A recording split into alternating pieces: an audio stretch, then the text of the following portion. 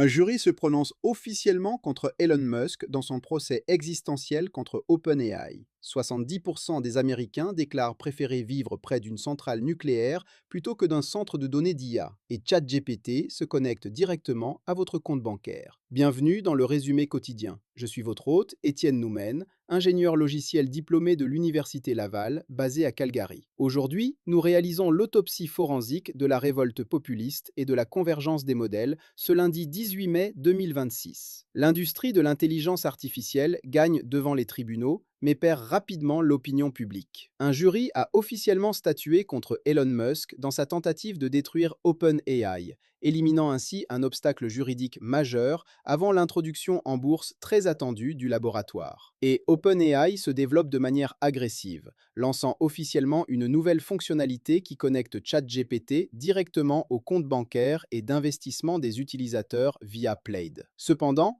l'empreinte physique de cette technologie fait face à un contre-coup populiste massif. Un nouveau sondage Gallup révèle que 70% des Américains s'opposent à la construction de centres de données dans leur ville, rendant l'infrastructure d'IA moins populaire que les centrales nucléaires locales. Pour survivre à cette opposition réglementaire et publique, les entreprises pivotent discrètement. Nous découvrons comment OpenAI a secrètement poussé des modèles OpenWeights très performants que les entreprises peuvent exécuter localement, entièrement hors ligne. Mais avant de plonger dans les données, j'ai une brève requête stratégique. Les algorithmes de l'application que vous utilisez en ce moment dictent l'information qui parvient jusqu'à vous. Pour vous assurer de ne jamais manquer nos analyses les plus critiques, veuillez cliquer sur Suivre ou vous abonner à la chaîne Dijamga Mind sur Apple Podcast pour toujours écouter complètement sans publicité. C'est une action gratuite d'une seconde, mais c'est le moyen le plus direct de nous aider à développer cette recherche. Et rendu possible par notre partenaire Eria. Un grand merci à Eria pour le parrainage de ce briefing. Démêlons ensemble cette journée.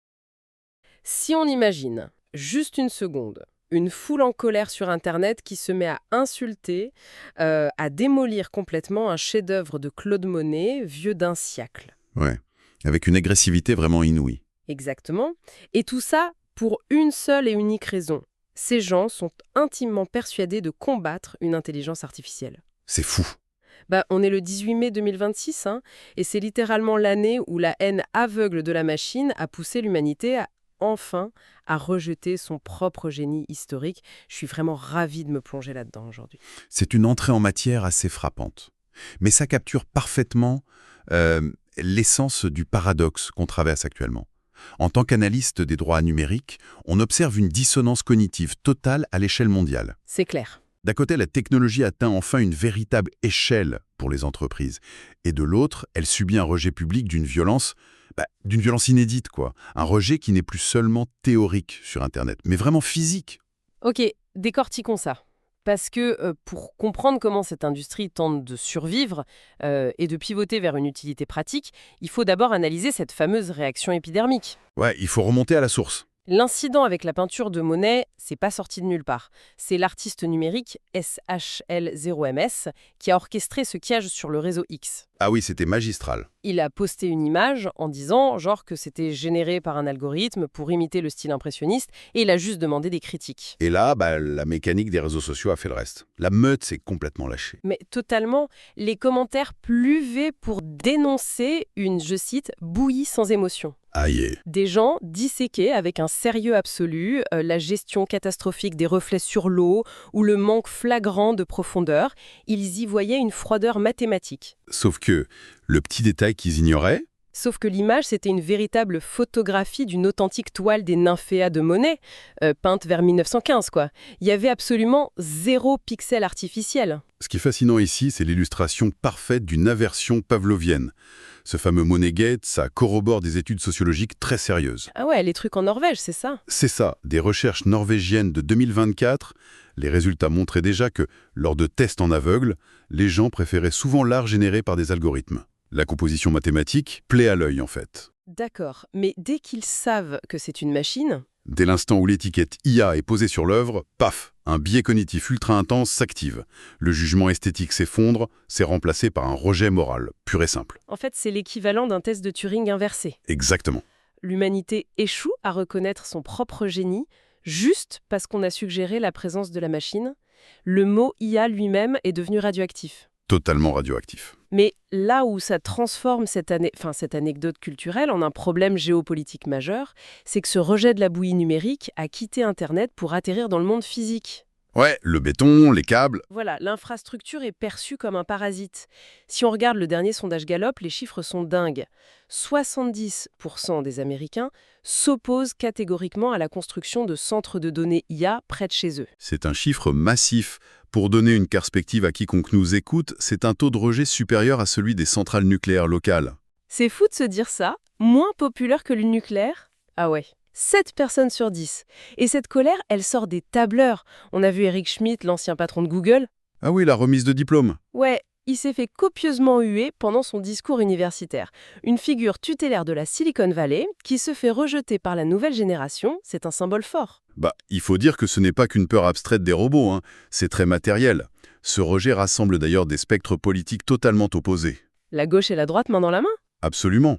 Ils se rejoignent sur des angoisses pragmatiques, la pression énorme sur le réseau électrique et l'épuisement des ressources en eau pour refroidir ces fermes de serveurs. Donc, le centre de données n'est plus vu comme un hub d'innovation. Non, c'est vu comme un extracteur de ressources locales qui va juste enrichir des actionnaires à l'autre bout du pays. Ce qui m'amène au cas de l'Utah. C'est l'exemple parfait de cette collision. Ce projet ultra controversé, soutenu par Kevin O'Leary. Ah, O'Leary? Franchement, avoir ce gars-là comme visage public d'un projet d'infrastructure sensible, c'est jeter de l'huile sur le feu. C'est le moins qu'on puisse dire. Avec son image de milliardaire un peu caricatural, qui s'affiche avec ses montres Cartier ou Rolex pleines de rubis, il cristallise toutes les rancœurs. Il devient le technocrate déconnecté qui vient pomper l'énergie de l'État. Et le plus ironique dans tout ça, c'est quand on regarde les spécificités techniques de ce projet en Utah. Sur le papier, les concepteurs avaient anticipé les critiques. Vraiment. Ouais. L'installation est prévue dans une zone super isolée. Ils ont leur propre système d'eau, leur propre production d'énergie. En théorie, l'impact sur la communauté locale est quasiment nul. Ah, donc ils sont autonomes. Mais la réalité sociologique écrase la réalité technique. Le projet se fait attaquer de toutes parts, juste parce que l'IA est devenue viscéralement impopulaire. Du coup, l'industrie cherche des portes de sortie. J'ai lu l'analyse de Ben Thompson sur Stratechery et il suggère un truc purement transactionnel. Ouais, pour acheter la paix sociale. C'est ça. Il prend l'exemple d'une ville comme DeForest, un peu plus de 11 000 habitants. Si un opérateur installe un centre qui génère 3 milliards de revenus, Thomson propose de donner directement 10 000 $ par an à chaque habitant. Un revenu universel financé par le data center. Exactement. Et ces calculs montrent que ça coûterait à peine 3,8% des revenus bruts. C'est malin sur le papier. Mais attends, j'ai quand même un gros doute. Est-ce que l'argent peut vraiment acheter l'acceptation sociale quand l'infrastructure est perçue comme un parasite environnemental? 10 000 $, ça ne ramène pas une nappe phréatique asséchée. Non, c'est sûr. Et ça n'empêche pas les coupures de courant en hiver. Franchement, ça me semble naïf et d'un cynisme absolu. Je suis certain que cette critique est légitime. C'est la limite du modèle de Thomson. Tu peux convaincre un maire avec un gros chèque, mais tu ne répares pas la confiance de la population. C'est clair. Et la Silicon Valley l'a bien compris, puisque s'imposer physiquement avec des mégacentres devient un bourbier, il reste une seule solution, la convergence des modèles vers l'utilité locale. Ce qui nous donne une transition en heure pour parler du secret d'OpenAI. Le fameux pivot. Alors que tout le monde regardait le battage médiatique sur GPT-5, ils ont discrètement lâché une bombe. Ils ont publié leur modèle GPT OSS 120B et 20B. OSS pour Open Source Software. Oui, mais surtout sous licence Apache 2.0, emploi ouvert. Est-ce que tu peux clarifier ce terme pour notre analyse co? Pour faire simple, publier les poids ouverts, c'est comme donner la recette chimique exacte d'un gâteau au gramme près. Au lieu de juste vendre la part de gâteau via Internet. C'est ça.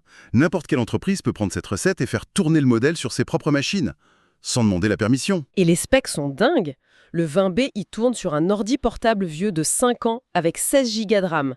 Pas besoin de cloud, pas besoin d'Internet. Et le 120B. Le 120B rivalise avec des modèles récents ultra performants et il tourne sur un seul MacBook Pro. C'est hallucinant la compression qu'ils ont réussi à faire. C'est grâce à l'architecture du mélange d'experts.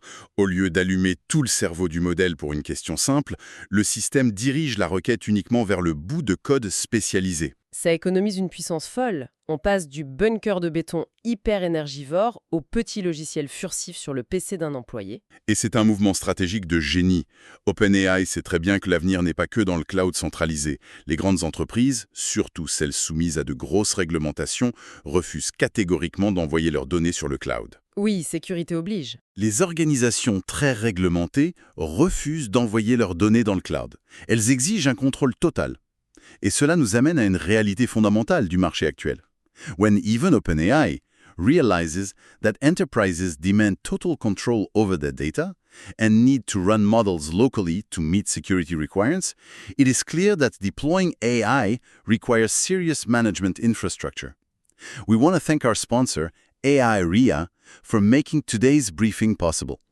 AI Aria provides the enterprise-grade AI management platform that organizations need to turn raw AI potential into measurable, secure workflow automation inside their own environments. You can find their link in the show notes. Ce pivot vers le local est redoutable, mais s'infiltrer dans les serveurs des multinationales, ça ne suffit pas pour contourner le rejet public dont on parlait au début. Non, il faut aller plus loin. Il faut se rendre indispensable dans la vie de tous les jours. Et quoi de mieux pour ça que de s'attaquer aux finances personnelles? C'est l'ultime fossé concurrentiel. Le nerf de la guerre. On vient d'apprendre le partenariat entre ChatGPT et Plaid. Pour faire simple, Plaid, c'est le pont entre les applis et les banques. Donc là, l'IA a un accès direct en temps réel à tes comptes bancaires. Chase, Robinhood, Schwab. Plus de 12 000 institutions. Elle analyse les dépenses, les portefeuilles, les factures. Il y a même une intégration prévue avec Intuit pour les impôts. Et voici où ça devient vraiment intéressant. Si l'on relie cela à une perspective plus large, c'est la création du fameux moat, l'avantage concurrentiel absolu. Attends, en quoi voir mes dépenses chez Starbucks donne un avantage si massif par rapport à un autre algorithme? Parce que l'algorithme en soi devient une commodité. On l'a vu avec les modèles ouverts d'OpenAI. Ce qui fait la valeur d'un conseiller financier, c'est pas juste son intelligence brute, c'est son contexte historique. Ah, la connaissance de mon historique financier. Voilà. S'il sait que tu mets 10% de ton salaire de côté tous les mois et qu'il connaît tes angoisses sur le prix de l'essence, il devient hyper contextualisé. Aucun concurrent ne peut rattraper 3 ans d'historique privé. Mais au niveau de la confiance, on parlait d'un algorithme qui a inventé des fausses lois l'année dernière, et là on lui donne accès à nos économies. C'est pour ça qu'ils utilisent Plaid. C'est la couche de sécurité. Plaid agit comme une vitre blindée sans teint. C'est-à-dire? L'IA regarde à travers la vitre, elle compte tes billets, elle analyse tout, mais elle n'a pas de bras pour agir. C'est un accès en lecture seule. Elle ne peut pas faire de virement, elle possède l'information, mais pas le pouvoir d'action, ce qui rassure l'utilisateur. Je vois.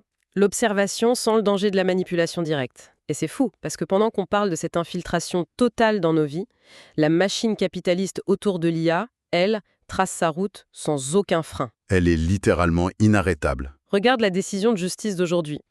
Un jury vient de statuer contre Elon Musk dans son procès, son fameux procès existentiel contre OpenAI. Le procès de la décennie qui fait pchit.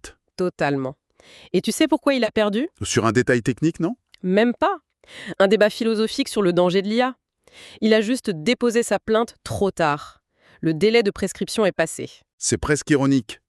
Ce n'est pas juste une défaite pour Musk, c'est la levée du dernier grand nuage juridique au-dessus d'OpenAI. Ce qui ouvre une voie royale pour leur introduction en bourse, leur IPO. On parle d'une évaluation à 1000 milliards de dollars US. Le contraste est vertigineux. Jamais une technologie n'a été aussi rejetée par le peuple et en même temps aussi valorisée par les marchés financiers. Alors, qu'est-ce que tout cela signifie au fond? On assiste à un remaniement forcé de notre infrastructure. Absolument. Ils ne peuvent pas construire leur data center géant, alors ils se glissent localement dans nos ordis. Et pour vaincre notre rejet culturel, ils s'insinuent dans nos finances personnelles. Et c'est là qu'il faut mentionner ce rapport du Financial Times, dans les sources d'aujourd'hui. Ah oui, sur les taux de natalité. C'est ça. Le rapport lie la chute mondiale des taux de natalité à l'adoption des smartphones il y a 20 ans. C'est un truc de fou. Un simple petit communicateur Internet, sorti il y a 2 décennies, a fini par provoquer un bouleversement démographique invisible. L'effondrement des naissances, ouais. Ce qui nous amène à une question existentielle pour conclure cette analyse en profondeur. Si un simple écran tactile a pu faire ça, Quelles seront les conséquences sociétales invisibles en 2046? Excellente question. Sachant qu'aujourd'hui, on donne à une intelligence artificielle, une machine qu'on rejette physiquement de nos villes et de notre culture, un accès direct et permanent à notre logique d'entreprise et à nos finances les plus intimes. Ça donne matière à réfléchir, c'est sûr. C'est une pensée provocatrice qu'on laisse à notre audience. Merci d'avoir suivi notre exploration. Les implications sont gigantesques et on continuera de surveiller tout ça. Gardez l'œil ouvert.